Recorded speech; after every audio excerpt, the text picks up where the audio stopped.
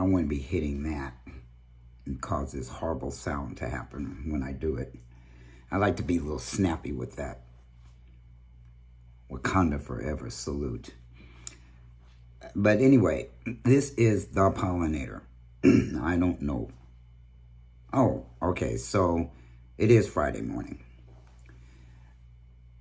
And yeah, okay, this is the day before my 66th birthday. And I wanted to jump on here. There is so much going on in this country. Whew. I don't know if we're in a collapse, if we're headed for a very strange kind of civil war, if we're headed towards any kind of war, or whether people are just going to lie down and act like nothing's happening and just get run over by what the GOP has planned for us all who are not white, cisgender, heterosexual men. They're throwing their women under the bus now, but that's usual. And for some reason, their women take that shit. They've been taking that shit as long as they're taken care of. They don't care who those guys stomp on. And then you got a shitload of, I don't know what to call these black people, except when they put on a police uniform or they're kissing up to the man, like, what was that chick's name? Started on Twitter. They chased her ass out of there and she ended up on Facebook, I think. Anyway, there's a couple handfuls of black people that they find to promote their agenda in this country, and of course they run out. The media's in on it and runs out to see what they have to say on any given matter that's going on in this country, and they are so full of hot air and shit that they don't even know what they're saying, what they're talking about, and that they're working against their own best interests to get a little pat on the head or attaboy from them. But push comes to shove, they'll throw them under the bus too. They'll use anybody. These people are crazy. They will use anybody and a lot of money and a lot of connections and a lot of people to push their evil agendas while calling the people they're pushing it upon the evil ones. And people eating that shit up because they're deranged. They are delusional. They are very confused, but they're also very scared. And fear causes people to act out of their minds. Just not be rational at all. Not be practical. Not be realistic. Not be anything on the map. Look, this is how the fucking Holocaust started. How do you think all those people that participated in all that did so with, I'm not going to say a clear conscience, but clear enough to continuously do the things that they did to the Jews? How do you think all that started? They're bringing it into this country. They have brought it into this country. That mindset, that ability to look the other way, to act like this stuff isn't happening. There were probably more people that didn't believe what was going on during the Holocaust as the people who actually implemented that shit. Give people too much power and they get carried away. They get power and control hungry, and they just want to abuse others with it. So anyway, that is not what I came on here to talk. Well, I partially came on here to talk about that. I've been involved in a lot of different things all summer, even all spring. As far as speaking out, and not to the level that I want to be speaking out. I'm just trying to get myself on the map of having some kind of platform in order to keep speaking and to keep doing things. I'm a speaker in one place, somebody that they come to speak and to write articles about and things of that nature. I'll try to put some of those in the description of this video, some of the things that I'm involved in, that I have been involved in throughout the summer. I got to do a symposium 2 weeks ago, I think, 2 weekends ago, with over 65 doctors from around the country who are interested in caring for transgender people. And I got to be one of the guest speakers of that medical symposium for doctors, and there were probably nurses there, there were probably surgeons, psychologists, psychiatrists, PCPs, primary care physicians, and whatnot were all in there, and their hair was down. In other words, we were the ones that had to put on a professional face, but everybody that was listening was in a non-professional environment, dressed down clothes, but they were all doctors, and it was remarkable to see. I didn't get to participate in the symposium because I'm not a doctor, but I did walk in on a discussion that they were having, a talk that they were having about trans male surgeries, and it was intense. I was like, oh my God, I don't like seeing internal organs and parts and shit like that. And it was plastered right on the whiteboard, and I was like, I'm getting ready to pass out. So I was looking around, I was looking to my left and my right, and trying not to pay attention. And there were 3 speakers, a transgender woman, a transgender man, which was me, and a non-binary transgender person was sitting on my left. That one was a doctor. I don't know what kind of doctor, but anyway, because we saw each other, the thing happened, the doctor left right after the talks ended, and then they had a cocktail party afterwards, and that's when I really saw these doctors in rare form, because you almost never get to see doctors in their natural, in their relaxed environment. You always see them in the office. You don't see them kind of as the human beings that they are. And to me, for many, many, many years, doctors are just doctors to me. They're not gods. They don't know everything. When it comes to transgender people, it's trial and error. But these people were there because they chose to be there, and they wanted to know what we go through, what is needed, what kinds of, even just their attitudes. They wanted to know about bedside manner, the whole works. What do we say? What do we don't say? That kind of thing. And I was really impressed. I was impressed by the hotel that we were in, the lengths they went to make these doctors comfortable. Many of them were staying in the hotel. They asked me to party with them afterwards, but I had just had hernia surgery again for the 3rd time. And this time it wasn't a hernia. It was something growing on top of the hernia. But they still had to cut on me. I still had to be put out. And so I was recovering from that. And one of the holes he put in me was right where my belt line was, my underwear was, my shirt was. I mean, it was uncomfortable. So I hung out for the cocktail party, and then I went home. But they invited me to spend the night. Some woman, I don't know what she was thinking. She said, "Oh, I've got an extra bed in my room." Okay, so here was my first thought, whether it was accurate or not. My first thought was, lady, do you normally ask men to spend the night with you that you don't know, strange men? Maybe she did. And maybe she didn't consider me a man. She wanted to see. Oftentimes, people will confuse me with their girlfriends, because when in their mind, transgender men are still women in their minds.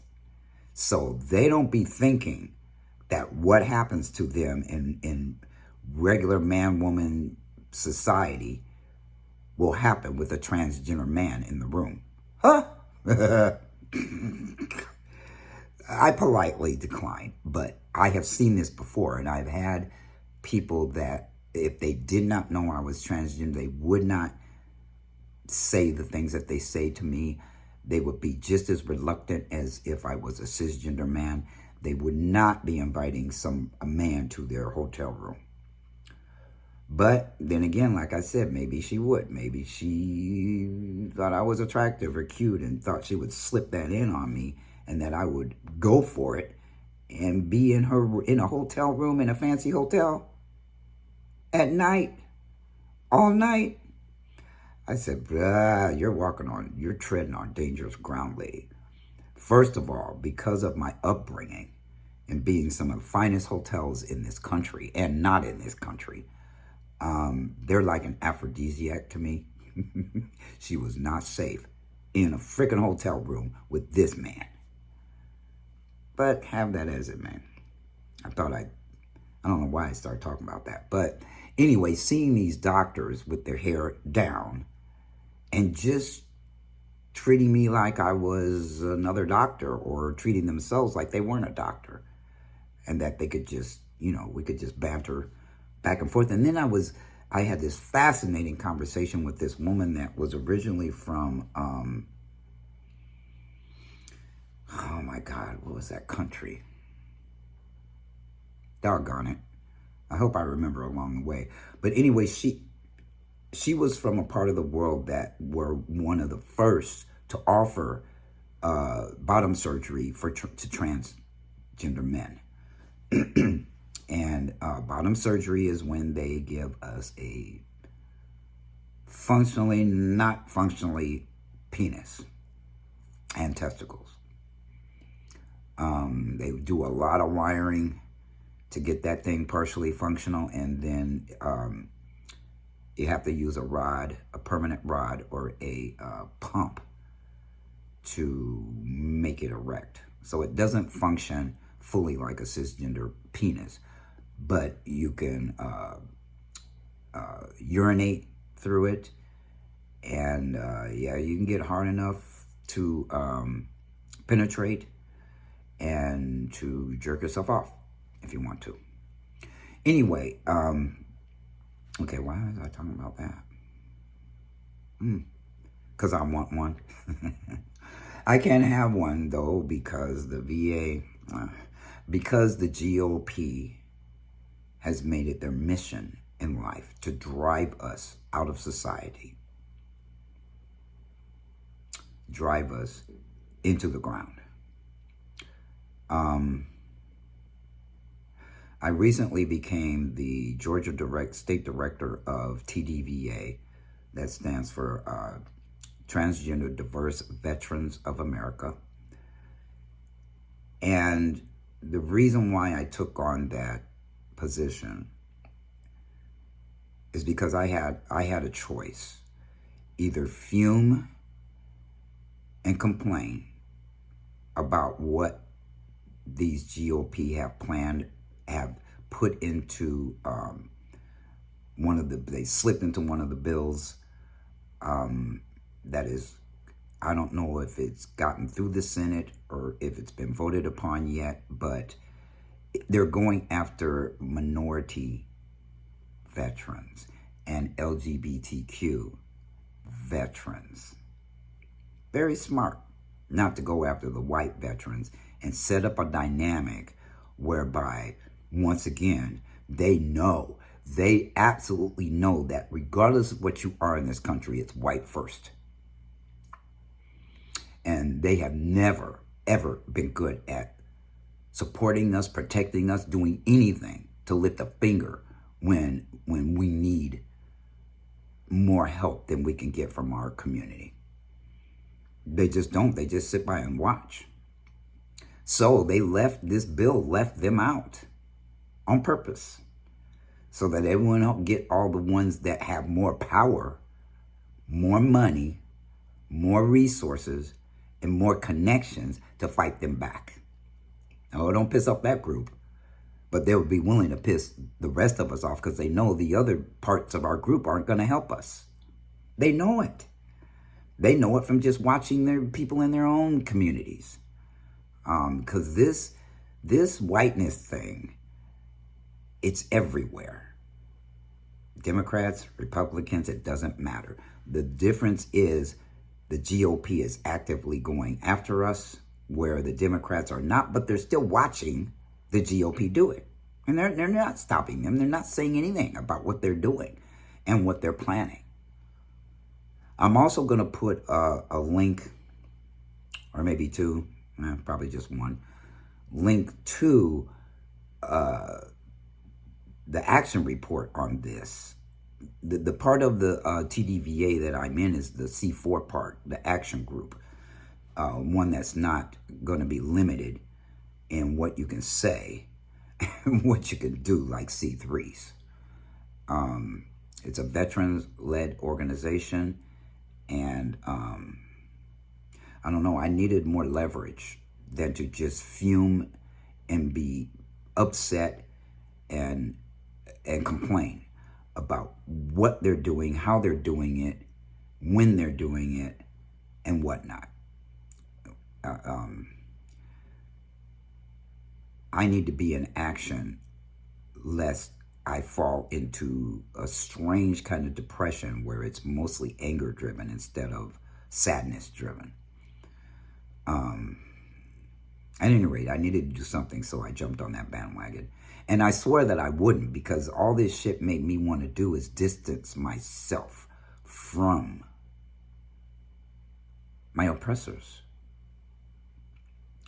Whether they're doing it intentionally or not, they're put in the position of being oppressors, colonizers, you know, all the things that the movies make fun of. So, you know, I've been watching what's been going on, and they also know that if they go after minority LGBT veterans, that other veterans won't be supportive either, and neither will the cisgender, heterosexual, straight communities of BIPOC, Black, Indigenous, people of color. And there's a reason why they created BIPOC. We're not treated like other people of color.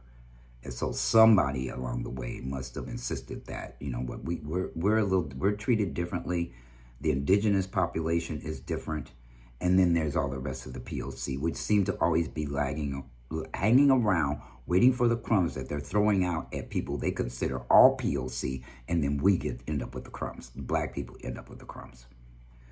So it's Black, Indigenous, people of color, BIPOC. You'll never, very rarely anyway, hear me say people of color. I don't agree with that term. Everybody else is not caping for us, even if we're caping for them. I don't, you know, you've heard me say before, I don't know where black and brown came from, because the brown does not cape for the black. Black people seem to want to cape for everybody. And I don't know exactly why that is, but you know what? It came from slavery. They did it then too. You know, you had the house Negroes and you had the field Negroes. And the house Negroes would cape for the white supremacists, their owners, their masters, set apart from the field Negroes who did not, who had to be kept in line to keep them working. Sound familiar? See, people think slavery is so far off in the past. No, it's in the present. It's just been modernized and changed, but we're still a bunch of slaves. Most people are slaves to corporations. Are those corporations caping for you? No. All their stupid diversity programs, they've been around for decades and they never, ever work. Never. You can't train racism out of people. You can train them enough that they won't say things out loud, but in meetings amongst each other, amongst themselves, they'll say stuff if they think a black person's not in the room. Sure they do. Sure they do. And then they get real nervous when a group of us gets together and creates our own group within the corporation. And I can't tell you, I was working for Tandem Computers Incorporated. Tandem, Tandem, not Tandy or some of those other companies they got us confused with. But we had a black organization in that company, and we would just get together for lunch so that we could just be among other. There were so few of us in that company that it did us a lot of good to get together. But oh boy, when we got together for that lunch hour, you should have seen how many people passed that office and back up and looked again and looked. They would do double and triple takes. Oh, there's a bunch of black people eating together. Whoop-de-dee-doo. They ate together every day with each other. But they all up in arms when we got together just to have feel-good moments that we weren't alone in that company. But they were so upset that somebody complained to somebody in upper management. And first thing they did is they moved our location of where we were having lunches. Same thing happened in the new location. So they drove it out of circulation. We could no longer hang out with each other during lunch hour, where we weren't sitting around talking about what we was going to do with the white folks in the company. We were just being together. There's something to be said about being with your own people, especially in a corporate environment where there's not very many of us. And, but it scared the daylights out of them. So we had to dismantle it.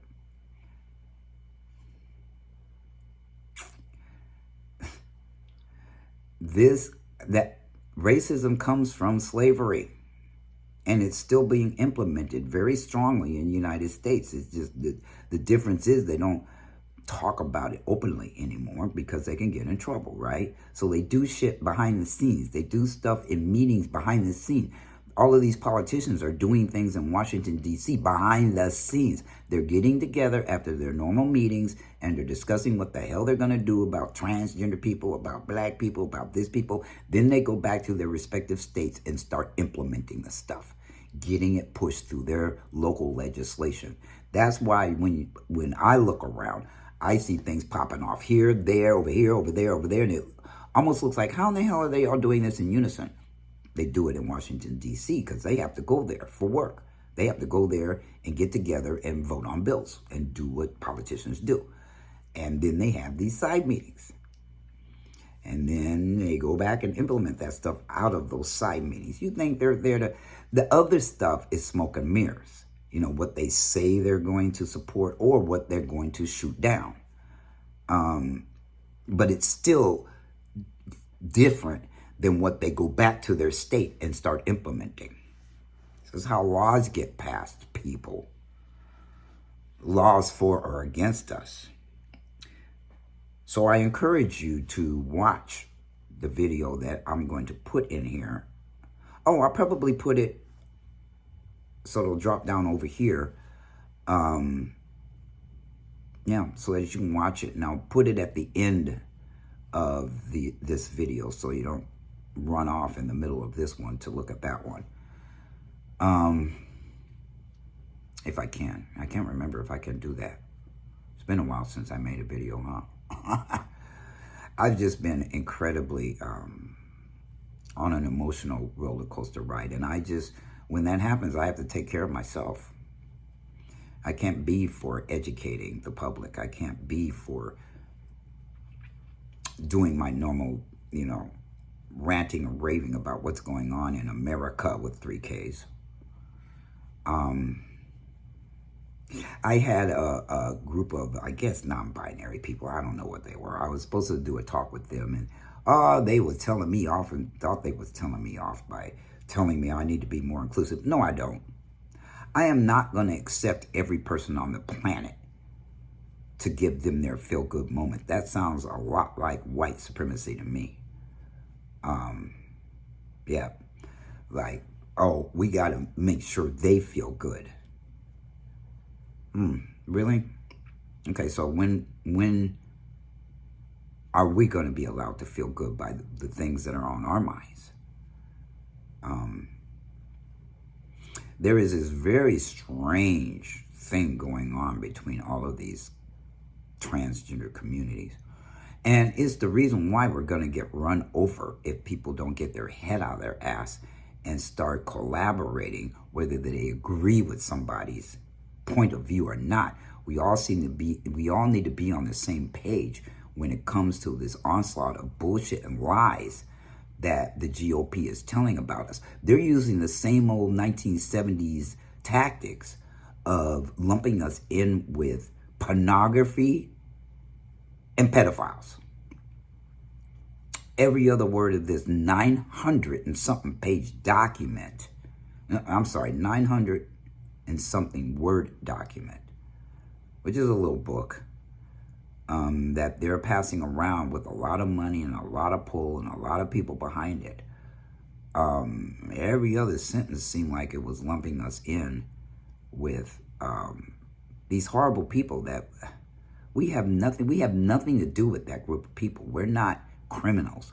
We're not after children. We're not after half of the stuff that they're lying to people, and people are believing them because they don't know. They're uneducated, they're ignorant, and they don't know any better than to follow these people because they sound intelligent. They know how to pick out big words because they got writers on their crew, and that stuff is so laden with hatred. And they're getting people excited to hate. Excited. Fucking hard-ons. To hate people. If that isn't going to destroy this country, I don't know what is. If we aren't in the middle of the chaos of revelations, and look, I'm not religious, but my spirituality consists of the studying of a lot of different religions and metaphysics, things that aren't religious at all. But I look at all these things and I see all these things, and I read the Bible and I've read I've read the Quran, I've read a lot of different practices. I have quasi-studied a lot of them, and I get the messages loud and clear. And I see revelations coming. Or I see that we're in the beginnings of revelations. And I don't know what's going to happen in the end, but I know what's going to happen on the way there. And it's happening already all over the world. All over the world, not just the United States. And then they also said the last shall be first and the first shall be last. And a lot of things are coming to light and coming to pass. They're coming to light. What was in darkness will come to light. And that is happening as well. A lot of history that has been hidden about what these colonizers have been doing across the world for hundreds of years. That's coming to light, popping off in other countries. Some stuff that happened in Russia before Russia became Russia. And I'm not going to try to educate everybody on all that garbage, because it's just, if you're interested in it, it's out there. All you got to do is a Google search and you'll find it. Next month, I will have been in this beautiful house for a year. I can't believe I've been here that long. It just seems like yesterday I was jumping up and down when I got the keys to this house. I was telling a friend of mine that day was incredible. My buying agent took me to a property that she was going to buy, and wanted, I guess, to show it off to me or whatever, and had a lot of land.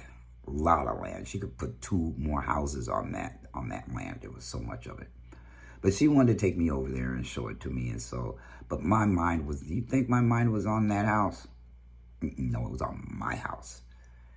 And when we drove over there, I had my music so loud, I was probably made me half deaf. And when I got out of it, I jumped out of the car with the music blasting, rolled the windows down, and just started dancing in her driveway. What would be her driveway. It was still dirt. But I was dancing and she was just laughing. She knew how happy I was. She knew. But you know, once they sell those houses, they don't want to be in the mix for what happens in the aftermath. Because these builders are just getting away with highway robbery as far as I'm concerned. They slap them up real quick and they start having problems, and then they don't want to be accountable or responsible, and they have no integrity to solve the problems. They just want to hide or throw a Band-Aid on it or whatever. Getting them to do the right thing has been extremely difficult.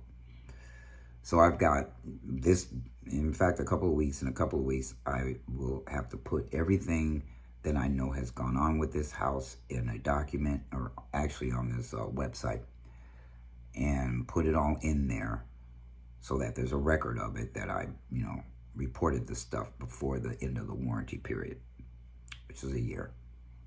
The warranty should be longer, but anyway, as long as I'm on record, I can still, make them try to do something about the items that I put in there. So it has to be thorough and complete. Anyway, okay, so I've talked the whole 30 minutes. So I will put a link to the video. Who you'll see is the executive director of TDVA, and her talking about what the GOP has planned for us if they take over the House and the Senate and the presidency next year. So people need to stop being politically immature.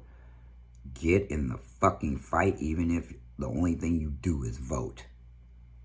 Can't let these fascists take over, or we're all gonna be in deep shit. Deep doo-doo if we let them take over. I don't know how else to get anybody on the bandwagon. For a lot of reasons, we need to put our differences aside and fight what's being thrown at us. Black people. And then trans and all the other things, LGBT, all that stuff is secondary to the gerrymandering and the voter suppression that's going on in this country. Because, see, if they suppress us, it'll be extremely easy to suppress other people. They're using the 14th Amendment against people. They're tearing it apart and using it against Americans. And while Americans don't even know what the fucking 14th Amendment is, so they're not paying attention, and they're just going to let this happen. And because people aren't paying attention, they're going to, they're ripping that thing apart. And nobody's saying anything. Well, you heard it here. And so don't be surprised. You look up and see whites only bathroom signs again, or no transgenders allowed. But they're trying to take away our First Amendment protections and our rights in this country. We're Americans. Regardless of what kind of Americans we are, we're Americans. And they're trying to take a subset of people and saying, we don't have to protect y'all, so it'll be open season on those people. I don't know what's going to take to wake people up and stop being so self-centered. Self. Look, that there is a certain degree of that which is necessary in order for you to thrive in life. But you can go completely so far that you will not have balance. You won't have the spiritual side, the positive side, and the realistic side. The practical side. You will not have balance. And they're preying on that too. that people are so unbalanced, that they're so into self, satisfied and pleasing only self, that they let themselves get thrown under the bus. And men, I don't care if you're a trans man or a cisgender man, it's up to us to make or break society. If we're not doing our part and we're waiting for others to do it for us, that's not going to work. Men aren't rescued. They are the rescuers. Okay, trans men? If you're waiting for some other group of people to save us, like they did when they thought you were a woman, wrong. You know what? I don't know how to type that. Does it sound like buzz? No, it doesn't sound like buzz. Just I've done that before in videos. Uh-oh, what was that? Oh, gee, it's my speaker. Oh, I hope that thing doesn't keep going off. Anyway, you all have a productive, safe, and blessed weekend. I don't know what I'm going to do on my birthday. Tomorrow. Yeah, I let it sneak up on me this year. I usually don't do anything fantastical, but every 5 years or so now. It used to be every 10 years. Now it's every 5 years because, you know, as I get older, I don't know how much time I got left to celebrate these things. But tomorrow will be an off year, as will the next 4 birthdays. But I'm going to try to have a good one. I'm going to do something for myself. Just don't know what yet. Anyway, the pollinator is out.